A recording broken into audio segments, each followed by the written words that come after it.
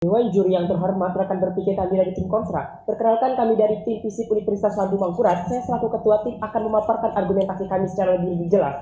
Dewan juri yang terhormat, jika kita mengetahui sejatinya politik uang terlebih dahulu, mari kita bahas dari segi yuridis, yang dimana pada pasal 280 pada pasal 280 huruf J yang isinya kurang lebih seperti ini, bahwa penyelenggaraan pemilu itu tidak diperbolehkan melalui politik uang, yang dimana ini dapat menitik beratkan bahwa pada dasarnya penggunaan politik uang dalam kontestasi pemilu itu adalah haram. Dewan juri yang terhormat, akan tetapi kontekstualitas yang dibangun pada mosi perdebatan kali ini adalah membahas bagaimana politik uang tersebut justru membantu terhadap mereka-mereka yang masa kesusahan. Justru Dewan juri yang terhormat, bukan masalah politik uang tersebut, akan tetapi yang menjadi konseptual kita atau konseptual kita yang paling utama untuk diselesaikan adalah bagaimana memberikan edukasi terhadap mereka-mereka yang merasa politik uang tersebut adalah benar.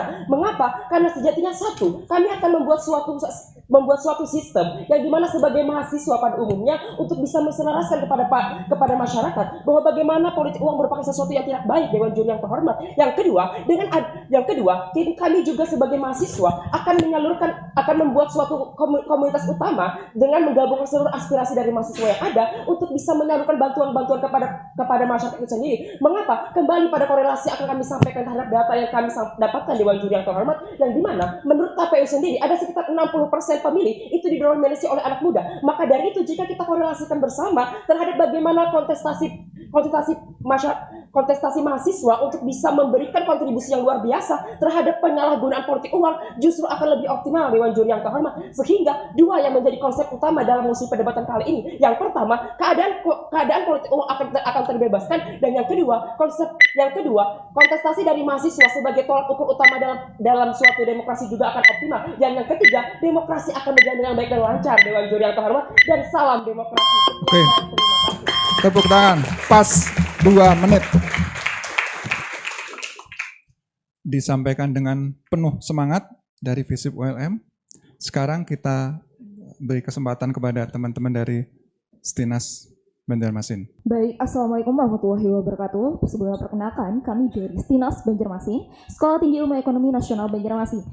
Seperti yang disebutkan oleh moderator tadi mengenai politik uang, dan ini sebenarnya ada 2 judul ya teman-teman, yaitu mengenai politik uang dengan perekonomian Indonesia. Betul? Jadi kalau dikaitkan dengan perekonomian Indonesia, sepertinya ini sedikit menyinggung ya. Politik uang sendiri itu sebenarnya benar dikatakan oleh dari rekan-rekan atau saudara-saudara debat yang lain, bahwa politik uang itu tidak dibenarkan dan itu harus kita jauhi, harus kita hindari, betul. Dan juga politik uang ini di satu sisi membantu sebagian warga negara Indonesia mengenai perekonomian, seperti yang ada di desa-desa ya teman-teman. Politik uang ini membantu perekonomian para warga itu untuk menyambung kehidupannya, betul. Tetapi ini saya tidak setuju, karena ini akan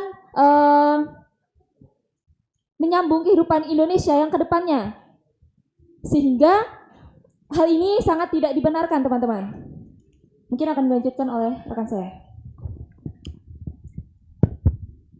Saya amat tidak setuju dengan politik uang. Mungkin ada beberapa orang yang beranggapan bahwasannya kita harus menerima itu karena buat kebutuhan sehari-hari. Kalau kita berpikir secara lebar, kita mungkin hanya makan untuk sehari, tapi kita bakalan kesusahan selama 5 tahun ke depan.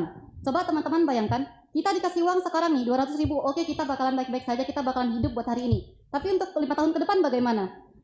Tentu tadi ada perkataan, ada kalimat juga, kalau orang tersebut masuk atau terpilih sebagai anggota DPRD atau anggota lainnya lah, otomatis beliau kan adalah pemimpin kita atau perwakilan dari kita. Bagaimana kita mau selama 5 tahun ke depan kita dipimpin oleh orang-orang yang istilahnya membeli kebenaran kita terhadap uang? Sekian dan terima kasih.